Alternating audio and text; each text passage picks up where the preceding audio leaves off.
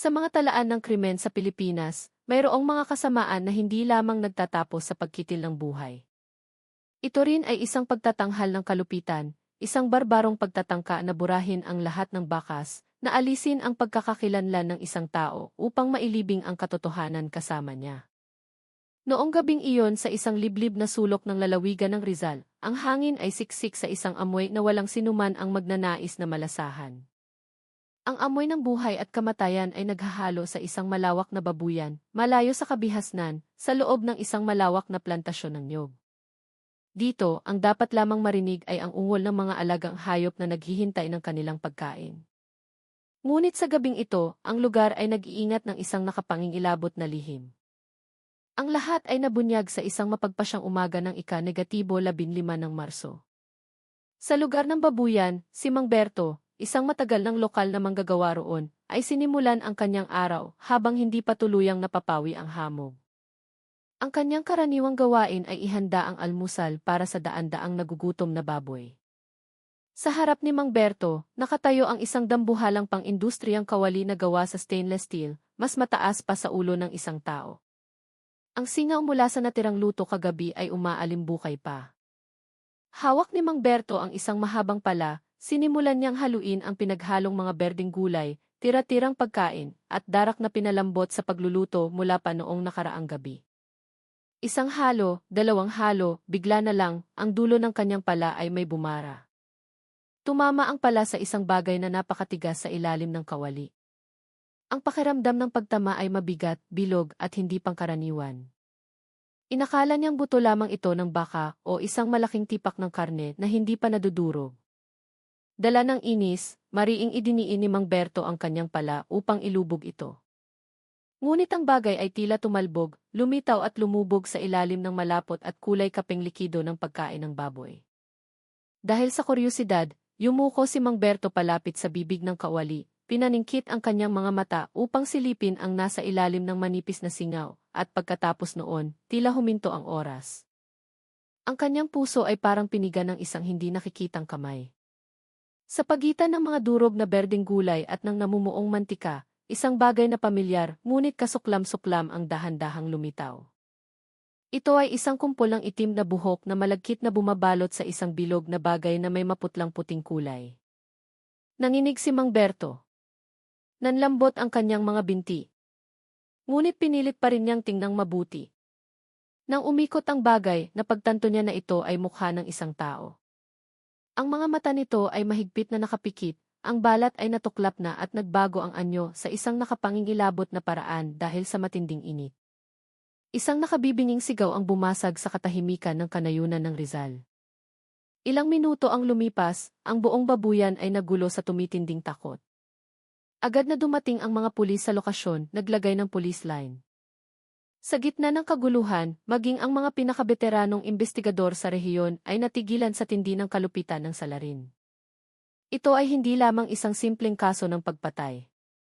Ito ay isang barbarong pagkilos ng paglapastangan sa isang bangkay. Isang walang pakundangang hamon sa batas at sa konsensya ng tao. Ang pinakamalaking tanong na bumabalot sa crime scene sa mga sandaling iyon, sino ang kaawa-awang biktima? At sinong demonyo ang may gawa ng krimeng hindi mapapatawad ng langit at lupa? Dahil sa seryoso at malagim na katangian ng kaso, agad na isinagawa ang forensic identification process sa crime laboratory sa Camp Crame. Bagamat ang mukha ng biktima ay lubhang nasira dahil sa kumukulong temperatura sa kawali ng pagkain ng baboy, sa pamamagitan ng dental records comparison at pagsusuri sa istruktura ng buto, dahan-dahang nabunyag ang pagkakakilanlan ng biktima. Matapos ang ilang oras ng maigting na pagsusuri, napagpasyahan ng forensic team na ang biktima ay malamang na namatay sa pagitan ng 24 hanggang 36 na oras bago natagpuan noong umaga ng Marso 15. Ibig sabihin, ang oras ng pagkamatay ay tinatayang naganap sa pagitan ng gabi ng Marso 13 at gabi ng Marso 14 na. Sa wakas, opisyal na nakumpirma ang pagkakakilanlan ng biktima. Siya si Renato Nato de la Cruz, 45 taong gulang, isang kilalang kontratista ng mga gusali sa lugar. Ayon sa ulat ng pamilya, umalis si Renato sa kanilang bahay noong Marso 10 at tuluyan ng hindi makontak noong Marso 13. Nang matanggap ang malagim na balita, si Gen. Lorna de la Cruz, ang asawa ni G. Renato, ay hinimatay sa istasyon ng pulis. Ang panaghoy ng isang asawang nawalan ng kabiyak ay lalong nagpabigat sa kapaligiran. Ngunit matapos huminahon, sinimula ng mga investigador na magtanong tungkol sa mga sosyal na relasyon ni G. Renato. At nang tanungin kung sino ang maaaring may matinding galit sa kanyang asawa, ang mga mata ni Gen. Lorna ay nag-alab sa galit. Walang pag-aalinlangan, agad niyang binanggit ang isang pangalan na ayon sa kanya ay sukdulan ang pagkamuhi sa kanyang asawa hanggang sa buto, si Ricardo Sandoval. Ang lahat ng palaso ng hinala ngayon ay tila tuwid na nakaturo sa lalaking nagngangalang Cardo. Agad na muling binuksan ng pinagsanib na puwersa ng mga investigador ang lahat ng file tungkol sa relasyon ni Nagi. Renato at G. Cardo. Ang kanilang natuklasan ay naglalarawan ng perpektong profile ng isang suspect sa pagpatay na may motibo ng paghihiganti. Madalas sabihin ng mga tao, ang mundo ng negosyo ay isang larangan ng digmaan. Ang kompetisyon sa pagitan ni Renato at Cardo sa lupain ng Rizal ay ang pinakamalinaw na patunay nito. Ang kanilang pinakamalaki at pinakabagong alitan ay umikot sa isang malaking proyekto sa infrastruktura sa nasabing lalawigan. Malaking pera at pagsisikap ang ginugol ni G. Cardo upang makuha ang proyektong ito. Ngunit sa mga huling sandali, ang tender ay napunta sa mga kamay ni G. Renato de la Cruz. Ayon sa salaysay ng maraming saksi, isang hapon sa huling bahagi ng Pebrero, ilang linggo lamang bago mangyari ang pagpatay, pinuntahan ni Cardo ang isang restoran kung saan si G. Renato ay may kausap na mga kliyente. Sa harap ng maraming tao, hayagang minura ni Cardo si Renato at sumigaw. Inaakusahan itong gumamit ng mga maruruming taktika upang agawin ang proyekto. Isang saksi na naroroon ang gumaya sa madugong banta ni Cardo. Kapag nawala sa akin ang proyektong ito, huwag kang umasang mabubuhay ka ng payapa sa lupaing ito. Ang mga salitang iyon ay maaaring baliwalain lamang. Ngunit sa konteksto ng kasong ito ng pagpatay at paglapastangan, ang pangungusap na iyon ay naging isang matibay na ebidensya ng motibo sa krimen. Gayunpaman, ang apoy ng pagkamuhi ay hindi lamang nagliliyab dahil sa kontratang nagkakahalaga ng milyon-milyon. Maging sa mga personal na kasiyahan, ang kanilang alitan ay malalim ng nakaugat. Nang suriin ang mga talaan ng seguridad, natukoy ng pulisya ang isang insidente ng gulo na naitala sa isang executive G's bar ilang buwan na ang nakalipas. Ang testimonya ng manager ng Ihis noong gabing iyon ay nagpinta ng isang magulong larawan. Naghagisan po ng baso at plato yung dalawang iyon, sabi ng manager. Sa una, naglilibrehan pa ng beer. Maya-maya lang, nagsasabunutan na ng kwelyo dahil lang sa pinag-aagawang bagong Gusto ng bawat isa na ipakita kung sino ang mas big boss, kung sino ang mas kinatatakutang siga. Malinaw na para sa dalawang lalaking ito, lahat ng bagay, mula sa pera hanggang sa babae, ay isang labanan para sa kanilang dangal. Ang kanilang alitan ay naging ganap. Mula sa negosyo hanggang sa personal na buhay, mula sa pagkalalaki hanggang sa pag-aagawan ng babae. Ang motibo para sa pagpatay ay napakalinaw. Ang tanging kailangan na lang gawin ngayon ay hanapin ang matibay na ebidensya. Agad na ipinadala ang subwena para kay Ricardo Sandoval. Sa punong tanggapan ng Rizal Provincial Police Office, sa loob ng isang masikip at malamig na silid ng interogasyon, ang tensyon ay halos mahahawakan. Nakaupo sa harap ng investigador si Ricardo Sandoval, ang pangunahing suspect sa kaso. Dahil sa malalim na galit at mga hayagang banta na kanyang binitiwan sa biktima, si Cardo ay nasa gitna mismo ng investigasyon. Gayunpaman, ang lalaki ay hindi nagpakita ng anumang takot. Sa halip, nakadekwatro siyang umupo, ang kanyang mga mata ay nagpapakita ng isang mapanghamong tingin, tulad ng isang taong sanay na sa hirap ng buhay sa lansangan. Magandang hapon, Ye. Sandoval, simula ng investigador. Gusto naming makipag-usap sa inyo tungkol kay Renato de la Cruz. Isang mapanuyang ngiti ang gumuhit sa labi ni Cardo. Ang kanyang boses ay puno ng pang-aalipusta. Ah, yung damuhong yun na naman. Nabalitaan kong dinisgrasya raw. Mabuti nga, karma ang tawag dyan. Pero kung patay na siya, anong pakialam ko para imbitahin niyo ako para makipagkape rito? Mukhang hindi ka naman gaanong nagulat, sabi ng investigador. Bakit? Ayon sa impormasyong nakuha namin, mayroon kayong maraming hindi pagkakaunawaan ni De La Cruz, tama ba? Ang boses ni Cardo ay bumigat, hindi tinatago ang kanyang pagkamuhi. Hindi yun hindi pagkakaunawaan, malalim na galit yun.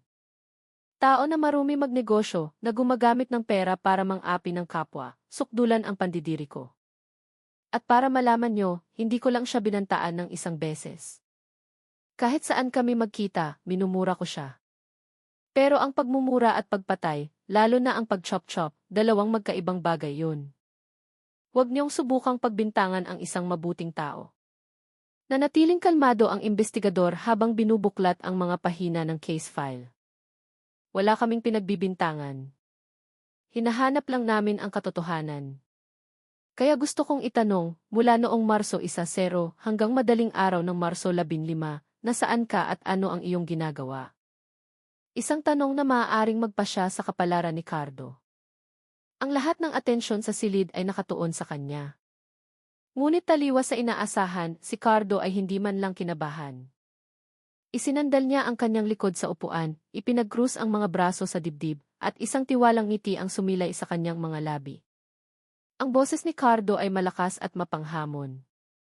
Swerte ninyo, maganda ang memorya ko at ang iskedul ng isang negosyante ay laging maayos na nakatala. Noong Marso 10, lumipad ako mula papuntang Maynila para bisitahin ang pamilya ng asawa ko. Kasama ko ang asawa at anak ko. Namasyal kami sa Maynila ng ilang araw. Tapos, noong hapon ng Marso 13, may business trip ako sa Baguio para pag-usapan ang isang supply contract. Ginamit ko ang sasakyan ng branch office namin sa Maynila, umalis ng 2 oras at dumating sa Baguio bandang 5 oras. Noong gabi, naghapunan ako kasama ang mga business partner sa isang restaurant, tapos nagpahinga na sa hotel. Buong araw ng Marso 14 na, nagtrabaho ako sa Baguio at lumipad lang pabalik ng Rizal noong hapon ng Marso 15. Dahan-dahang itinaas ng investigador ang kanyang ulo. Ang kanyang tingin ay matalim, tumatago sa mga mata ni Cardo. Walang pagtutol, sinimulan niyang i-lock ang bawat detalye sa pamamagitan ng mabilis na mga tanong para maghanap ng butas. Sabi mo lumipad ka mula Rizal papuntang Maynila noong ika-negatibo 10. Anong airline, anong flight number? Philippine Airlines. Siyam oras that flight. Paano ko naman matatandaan ang seat number ko? E-check niyo na lang ang passenger manifest, siguradong nandoon. Nagmaneho ka mula Maynila papuntang Baguio. Anong plaka ng sasakyan? Mayorfit ba iyon? Plaka G11 Atek Red. May easy trip or feed yun. Gusto niyong i-check ang transaction history sa NLEX at STEX, di ba? Sige lang. Anong pangalan ng hotel na tinuluyan mo sa Baguio? Sino ang mga kasama mo sa hapunan, mga pangalan nila? Mga posisyon nila? Bawat tanong ng investigador ay hindi para makipagtalo, kundi para isara ang testimonya ni Cardo. Matapos makuha ang lahat ng mahahalagang impormasyon, malakas na isinara ng investigador ang kanyang notebook. Pinayagan si Ricardo Sandoval na umuwi, ngunit pinagbawalan siyang umalis ng lalawigan. Hindi nagtagal, isang espesyal na team ang kumilos para i-cross-verify ang mga electronic data, at ang resulta ay ikinagulat ng buong team. Lahat ng sinabi ni Cardo ay totoo. Ang data mula sa airline, ang mga GIF footage sa mga toll gate, at ang credit card transaction history sa hotel ay 100% na tumugma.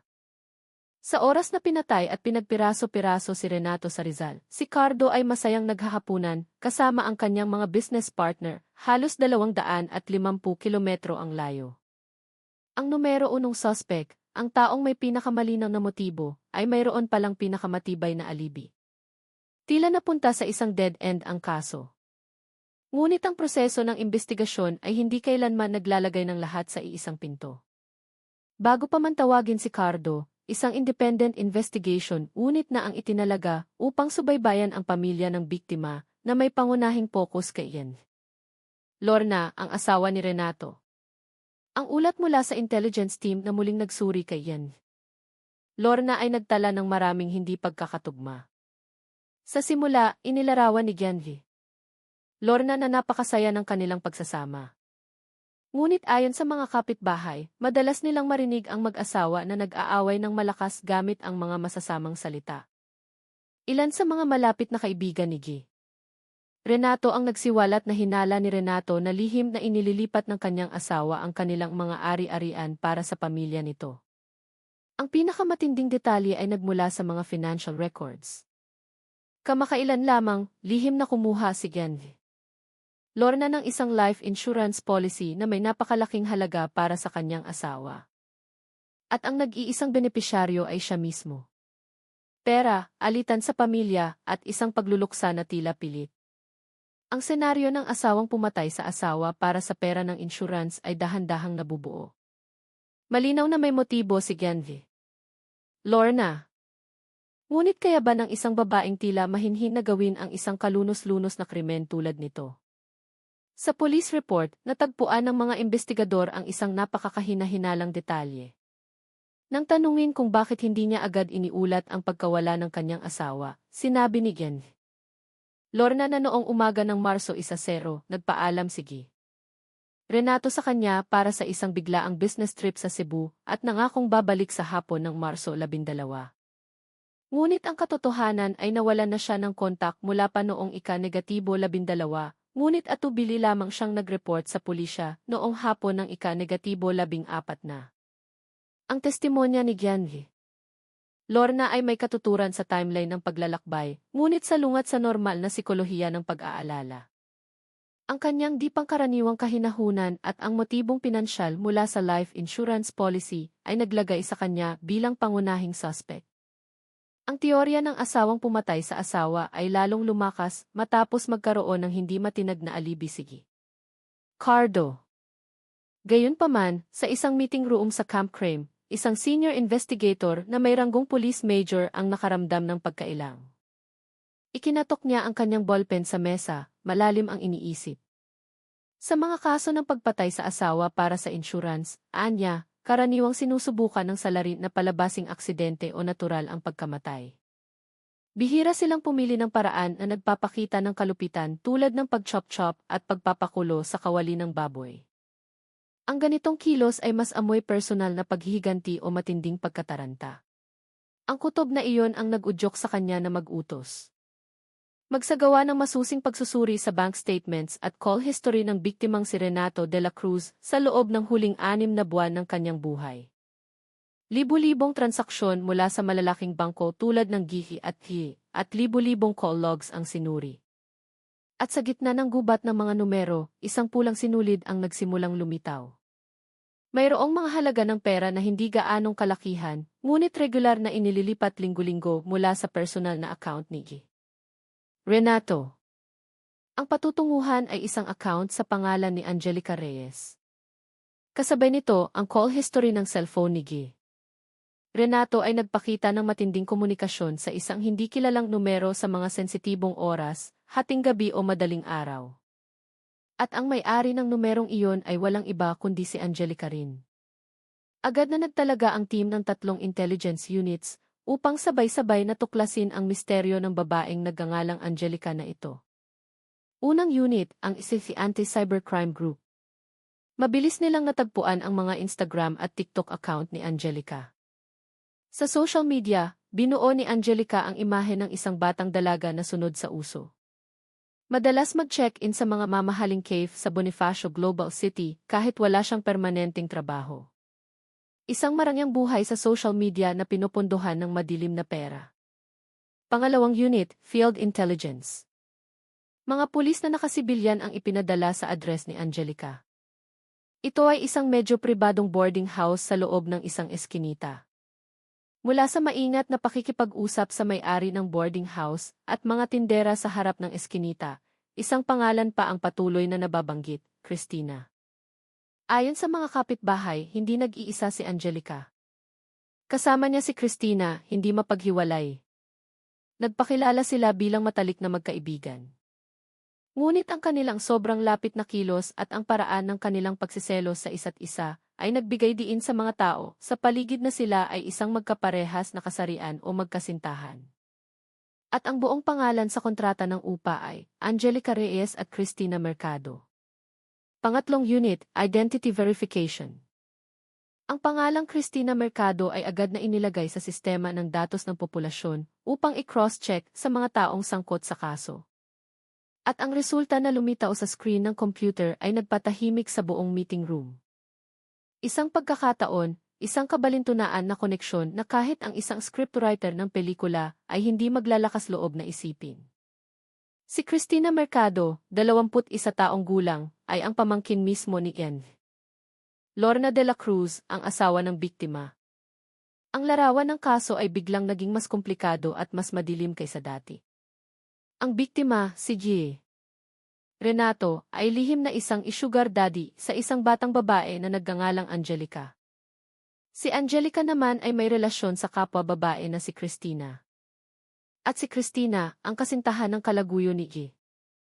Renato ay pamangkin mismo ng asawa ni G. Renato. Dalawang batang babae na may dobleng buhay sa isang boarding house, may kaugnayan ba sila sa malagim na pagkamatay ni G. Renato, o sila ba ay mga piyesa lamang sa kamay ng ibang utak? Marahil si Gian G. Lorna. Mula noon, lahat ng kilos nina Angelica at Cristina ay nasa ilalim na ng 24 oras na pagsubaybay ng mga investigador at mabilis nilang napansin ang mga di pangkaraniwang kilos. Ang dalawang babae ay hindi man lang nagpakita ng takot o lungkot sa pagkamatay ng kanilang tito o lihim na mangingibig. Sa halip, sila ay nakapangingilabot na kalmado. Paminsan-minsan ay nagbubulungan na may tensyon sa kanilang mga mukha. Sa partikular, natuklasan ng pulisya na madalas silang maglakbay ng maikli gamit ang motorsiklo sa kalaliman ng gabi patungo sa mga bakanting lote o mga tahimik na lugar sa gilid ng Rizal. Ang mga kahina-hinalang kilos na ito ay tila sila ay may itinatago o itinatapon. Sa isang lihim na operasyon ng pagmamanman sa hating gabi, nakita ng team ang magkaangkas na sina Angelica at Cristina sa isang Honda Beat na may dalang malaking itim na plastic bag. Mabilis silang nagpatakbo patungo sa isang tahimik na lugar sa karatigbayan ng Binangonan at itinapon ang bag sa isang bakanting lote na puno ng talahib. Agad na lumapit ang surveillance team at kinuha ang ebidensya matapos umalis ang dalawa. Ang tila simpleng supot ng basura ay naging gintong piraso ng puzzle na hinahanap ng team. Ang resulta ng forensic test mula sa crime lab kinabukasan ay nagpanginig sa lahat. Sa loob ng supot, mayroong mga ginamit na medical gloves at ilang basahan na may mga tuyo at nangingitim na mansa ng dugo. Ang pagsusuri sa SAE mula sa mga mansa ng dugo ay nagpakita ng 100% na tugma sa SAE ng biktimang si Renato de la Cruz. At ang pinakakritikal, sa bibig ng plastic bag, nakita ng mga teknisyan ang isang napakalinaw na fingerprint ng hinlalaki. Ang resulta ng pagtutugma sa datos ng National Guard ay kinumpirma na ito ay fingerprint ni Cristina Mercado. Nakuha na ang unang direktang pisikal na ebidensya. Iniugnay nito ang suspect sa biktima at sa pagtatangkang magtago ng bakas. Kasabay nito, ang unit na nag-iimbestiga sa mga ari-arian ay nagdala rin ng isang malaking tagumpay. Habang sinusuri ang mga kahina-hinalang transaksyon, natuklasan ng pulisya na ang Toyota Fortuner na pag-aari ni G. Renato ay naisanla sa isang kisanglaan ng sasakyan sa Binangonan, isang araw lamang matapos siyang maglaho. Ang thesis ng pawn shop ay nakarehistro sa isang hindi kilalang lalaki na nagsagawa ng transaksyon. Napagpasyahan ng team na gumamit ang salarin ng isang third party upang itago ang pagkakakilanlan. Agad na ipinakalat ang utos na hanapin ang misteryosong lalaki. Batay sa facial recognition, mabilis na natukoy ang pagkakakilanlan ng lalaki. Siya ay isang lokal na tambay sa terminal ng bus. Nang tanungin, inamin ng lalaki na inupahan siya ng isang batang babae para ibenta ang sasakyan sa dahilan, "Kotse po ng tatay ko, kailangan ko lang po ng mabilis na pera." Binigyan siya ng ₱5,000 at sinabihang huwag nang magtanong. Nang ipakita ng pulisya ang isang hanay ng mga larawan para sa pagkakakilanlan, walang pag-aalinlangan, itinuro niya ang larawan ni Cristina. Ang motibo ng pagnanakaw pagkatapos ng pagpatay ay lalong lumakas. Ngunit ang huling dagok ay nagmula sa testimonya ng isang kapitbahay. Nang lapitan ng mga investigador ang ibang mga nakatira sa boarding house, isang estudyante na nakatira sa kabilang kwarto ang nagbigay ng isang kritikal na testimonya. Noong gabi po ng Marso 13, nag-aaral po ako nang makarinig ako ng malakas na pag-aaway mula sa kwarto ng dalawang ate. May boses din po ng lalaki. Tapos, may narinig akong malakas na kalabog, parang may mabigat na bagay na bumagsak sa sahig, tapos biglang tumahimik. Natakot po akong kumatok. Ang testimonya na ito ay nakatulong na tiyakin ang oras at lokasyon ng pagpatay. Kinumpirma rin ng data mula sa cell site tower na ang mga cellphone ni Renato, Angelica, at Christina ay lahat nakakakuha ng signal malapit sa boarding house sa parehong oras. Sa tactical room, inilatag ng hepe ng pulisya ang lahat ng ebidensya sa mesa. Ang kanyang boses ay matigas. Nasa supot ang FFV ng biktima. Fingerprint ni Christina. Recording ni Christina na nag-uutos na ibenta ang kotse ng biktima. Saksi na nakarinig ng kalabog sa crime scene. Tugma ang data ng lokasyon ng cellphone. Tumingala siya sa orasan sa dingding. 2:00 na ng umaga. Sapat na ang lahat. Huwag na natin silang bigyan ng oras para sirain pa ang ebidensya o tumakas. Arestuhin agad. Ang search and arrest warrant ay inaprubahan ng piskalya noong gabing iyon din. Madaling araw ng Marso 24, habang ang hamog ay bumabalot pa sa syudad, isang tactical team ng SWAT kasama ang mga investigador ay tahimik na pinalibutan ang boarding house. Alam nila na sa likod ng manipis na pintong kahoy ay hindi lamang tirahan ng dalawang dalaga, kundi ang mismong crime scene ng isang nakapangingilabot na krimen. Pulis! Buksan ang pinto. Sa pilitang sinira ang pinto ng kwarto. Sa loob, si Angelica na natutulog ay nagulat, nataranta, nanginginig at agad na bumagsak sa sahig nang makita ang mga baril na nakatutok sa kanya. Sa kabaligtaran, si Christina ay naninigarilyo sa isang sulok. Ang kanyang mukha ay nanatiling malamig at matigas, nakakatakot. Kalmado niyang inilahad ang kanyang dalawang kamay, naghihintay sa malamig na posas na isara sa kanyang mga pulso. Sinimulan ng mga investigador na halughugin ang maliit na kwarto. Ang lahat ay tila nalinis ng maayos. Matapang ang amoy ng bleach. Makintab ang sahig, walang alikabok. Walang laman ang ref. Sandali silang nag-alala na ang mahahalagang biological evidence ay nasira na. Ngunit ang krimen, gaano man kalinis, ay laging nag-iiwan ng bakas. Isang matalas na investigador ang nakapansin ng kakaiba sa ref. Kahit na malinis na, mayroon pa ring bahagyang amoy ng lansa, tipikal sa lumang dugo. Gamit ang forensic techniques, binaklas nila ang plastic cover sa loob ng freezer at ang nakapangingilabot na katotohanan ay nabunyag. Nakasabit sa loob ng cooling fan system ay may maliliit na piraso ng laman at ilang hibla ng buhok na nakadikit sa tuyong dugo. Ang mga ito ay nakaligtaan ng nagmamadaling linisin ng salarin ang lugar. Ito ang lokasyon ng pagpatay.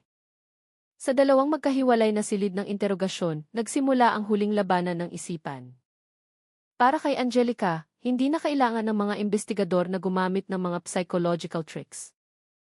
Inilatag lang nila ang hindi matututulang pisikal na ebidensya sa mesa, ang supot ng basura na maisidi, ang mga talaan ng transfer ng pera, at ang testimonya ng kapitbahay.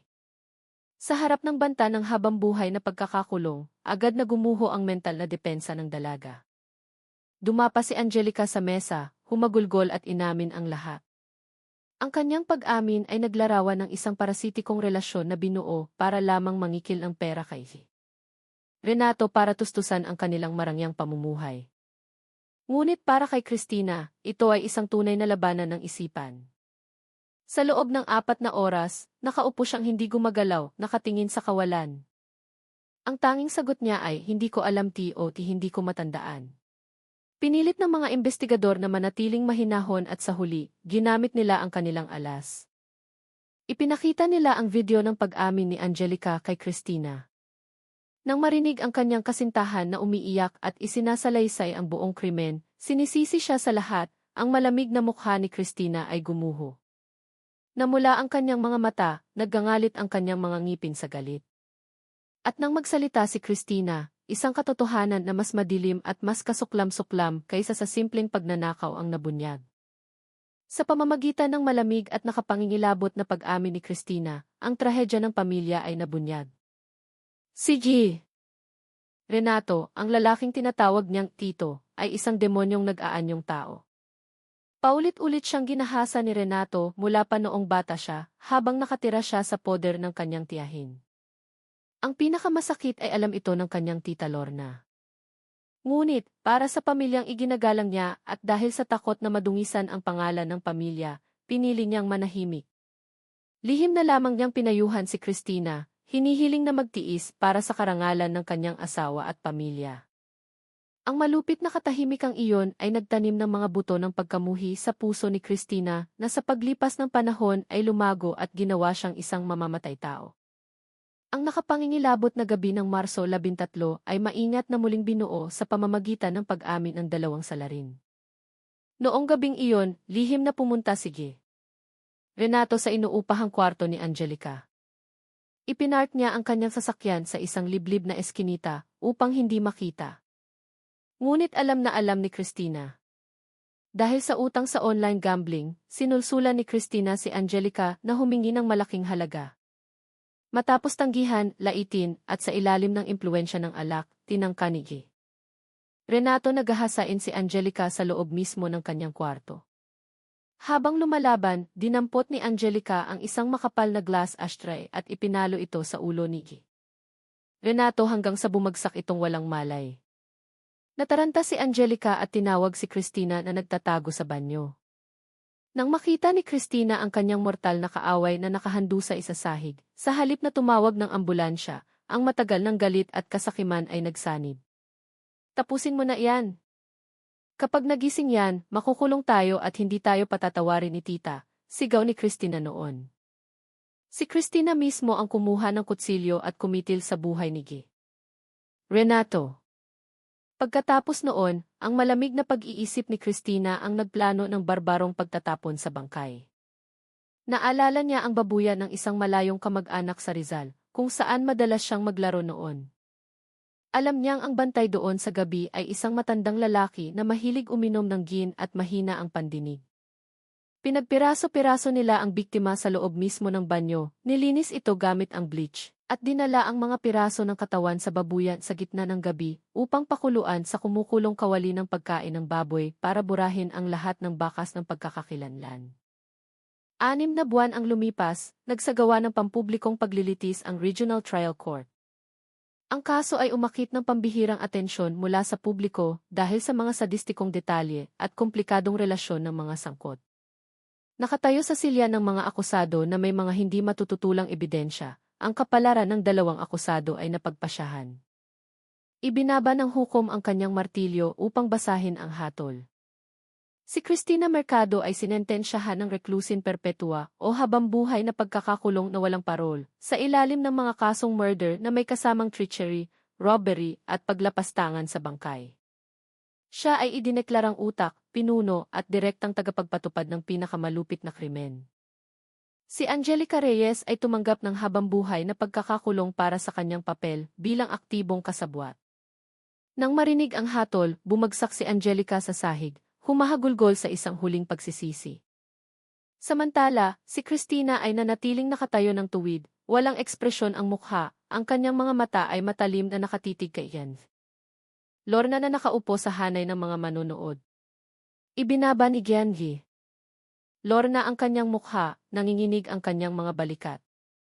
Marahil ay iniiyakan niya ang kanyang asawa, ang kanyang pamangkin, o nanginginig dahil napagtanto niyang ang kanyang pananahimik at pagpapabaya ang nagbunga ng trahedya sa araw na iyon. Ang kaso ng iulo sa kawali ng baboy ay opisyal ng isinara.